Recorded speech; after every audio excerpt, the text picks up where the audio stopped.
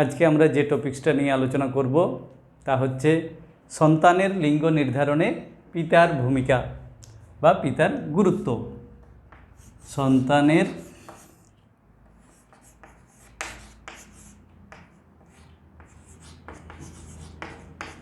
লিঙ্গ নির্ধারণে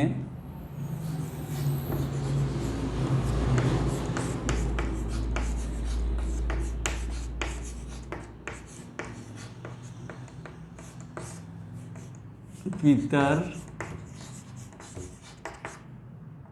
ভূমিকা বা গুরুত্ব কি হবে বলো তো? এর আগে তোমরা আগের ক্লাসটি করেছো মানুষের লিঙ্গ নির্ধারণ পদ্ধতি। তাহলে এই যে মানুষের লিঙ্গ নির্ধারণে পিতার কি ভূমিকা, এটা তোমাদের জানা খুব জরুরি। কেননা পরবর্তী সময়ে একদিন তোমরাও বাবা মা হয়ে যাবে। তো সেক্ষেত্রে কিছু সমস্যার সম্মুখীন বা কিছু প্রশ্নের সম্মুখীন অনেক সময় আমাদের হতে হয়। যে কোনো ক্ষেত্রে সাধারণভাবে আমাদের সমাজ কি করা হয়, যে মেয়েদেরকে দায়ী করা হয়, যে ছেলে হলেও ছেলে হচ্ছে না, সেক্ষেত্রে মেয়েকেই দায়ী করা হয়। এটা আমাদের কিছু ভুল ধারণার জন্য বা অবৈজ্ঞানিক ধারণার জন্য এরকম হয়ে আসছে। যদিও ইদানিং কিছুটা এই প্রবণতাটা পাল্টাচ্ছে বলে মনে হচ্ছে।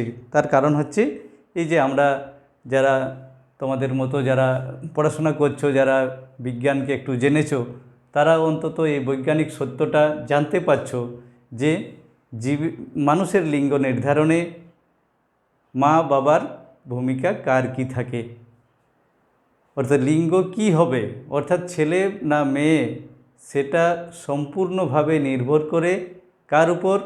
আগের ক্লাসে আমি আলোচনা করেছিলাম যে ভ্রূণের মধ্যে টিডিএফ জিনটি থাকলে, টিডিএফ ফ্যাক্টর বা টিডিএফ জিনটি থাকলে ভ্রূণের 6 সপ্তাহ বয়সের শেষেই টেস্টিস গঠন শুরু হয়ে যায় এবং ভ্রূণটির লিঙ্গ নির্ধারিত হয়ে যায়।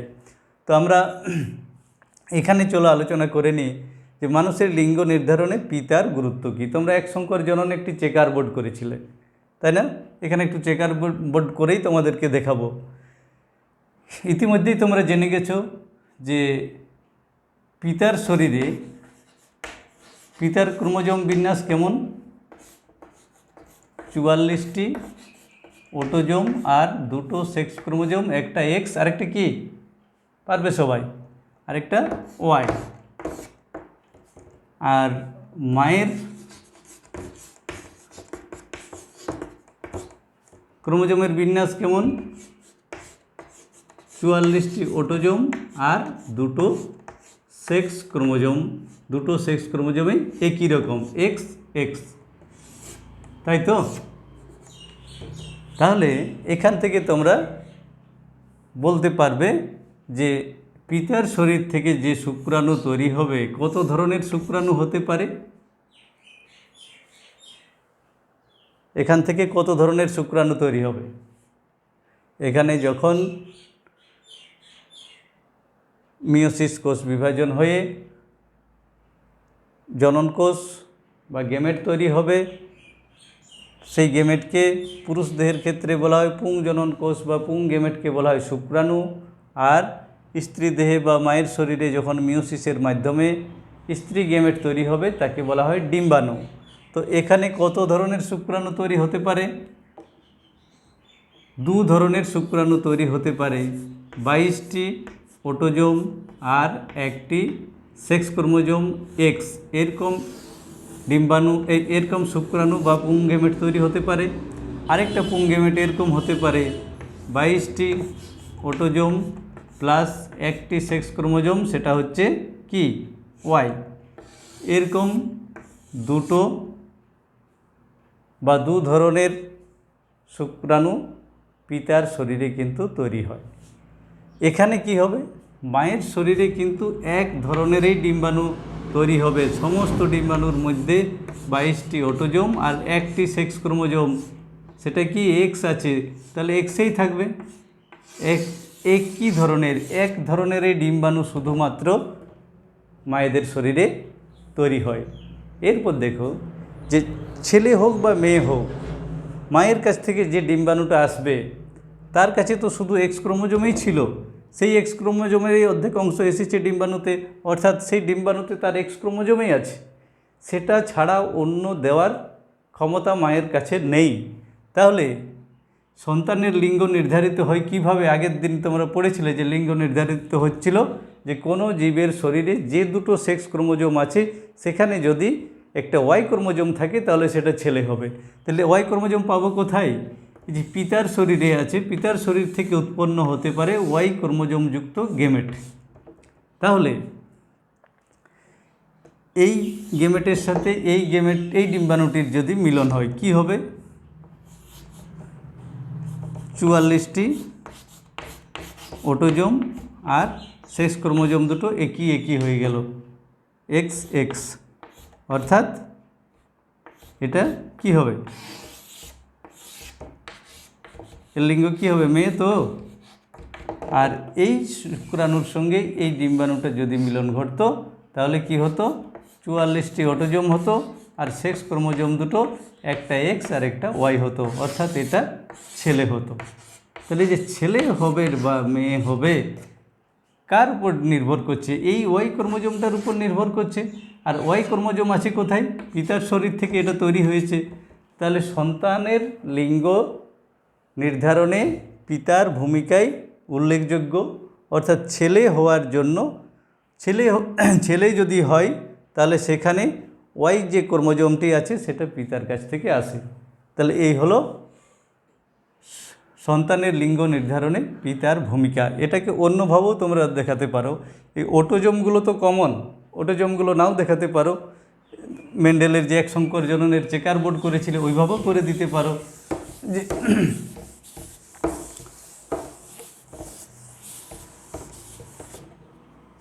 চেকার বোর্ডের মতো করেও করে দিতে পারো। এদিকে আমি স্ত্রী গেমেটগুলো লিখব আর নিচের দিকে লিখব পুং গেমেটগুলো। তাহলে পুং গেমেট কী হয়? দু ধরনের পুং গেমেট, অটোজোমগুলো আর লিখছি না, শুধু গেমেটের যৌন ক্রোমোজোমটা লিখছি। এক্স আর ওয়াই ক্রোমোজোমযুক্ত পুং গেমেট পুরুষ দেহে তৈরি হয় আর স্ত্রী দেহে তৈরি হয় একই ধরনের ডিম্বাণু এক্স এক্স, এটা ছাড়া তো নেই কিছু। তাহলে এখানে কি হবে? এক সংকর জননে যেমন করছিলে চেকার বোর্ডটা, এখানে এক্স, এখানে এক্স এক্স এক্স হলো, এই এক্সের সঙ্গে এই এক্স এক্স এক্স হলো, এই ওয়াই ক্রোমোজোমের সঙ্গে এই এক্স ক্রোমোজোম, তাহলে এক্স ওয়াই হলো। এখানে কি হবে? এখানে ওয়াই, এখানে এক্স, তাহলে এখানে এক্স ওয়াই হলো। তাহলে এটা হলো মেয়ে, এটা এক্স বটে, এটা মেয়ে।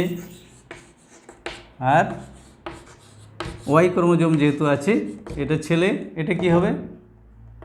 এটাও ছেলে তো, অর্থাৎ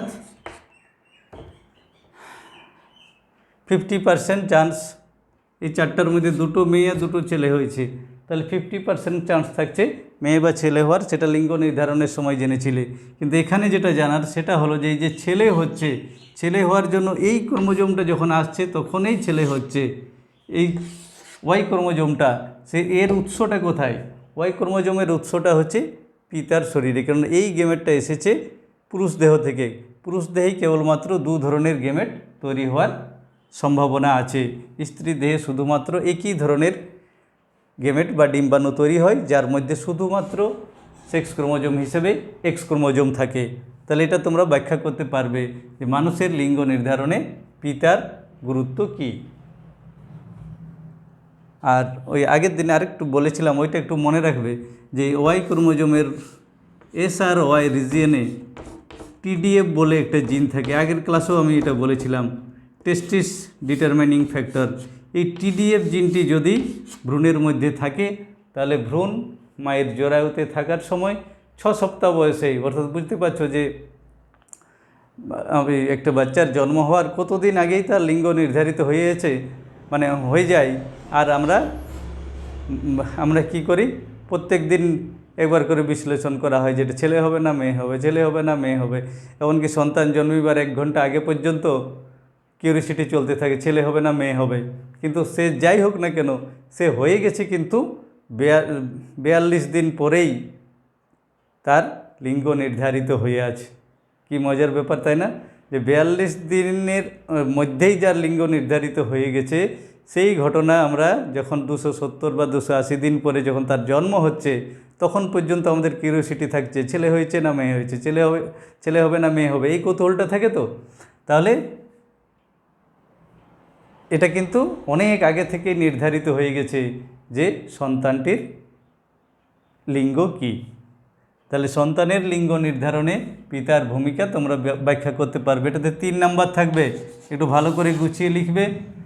এরকম আগে যেভাবে দেখিয়েছিলাম এইভাবে লিখে গেমেট বার করবে, গেমেটগুলোর মধ্যে মিলন ঘটিয়ে ছেলে বা মেয়ে কীভাবে হচ্ছে সেটা দেখাতে পারো। আর যদি ওটা না দেখাও এইভাবে চেকার বোর্ড করে দেখাতে পারো, কিন্তু ব্যাখ্যাটা ওটা লিখবে যে মায়েদের শরীরে শুধুমাত্র এক ধরনেরই গেমেট বা ডিম্বাণু তৈরি হয়, যার প্রকৃতি হচ্ছে এক্স ক্রোমোজোমযুক্তই শুধুমাত্র ডিম্বাণু তৈরি হয়। কিন্তু পিতার শরীরে 2 ধরনের শুক্রাণু তৈরি হয়। কিছু শুক্রাণুর মধ্যে সেক্স ক্রোমোজোম হিসাবে এক্স ক্রোমোজোম থাকে এবং কিছু শুক্রাণুর মধ্যে সেক্স ক্রোমোজোম হিসেবে ওয়াই ক্রোমোজোম উপস্থিত থাকে। এই ওয়াই ক্রোমোজোমযুক্ত শুক্রাণুগুলো যদি ডিম্বাণুর সাথে মিলিত হয়ে সন্তান তৈরি হয়, তাহলে সেই সন্তানের লিঙ্গ হবে, সেটা হবে ছেলে। পরিষ্কার? এটাই ঠিকভাবে একটু গুছিয়ে লিখবে। চলো আজকে এখানেই শেষ করি।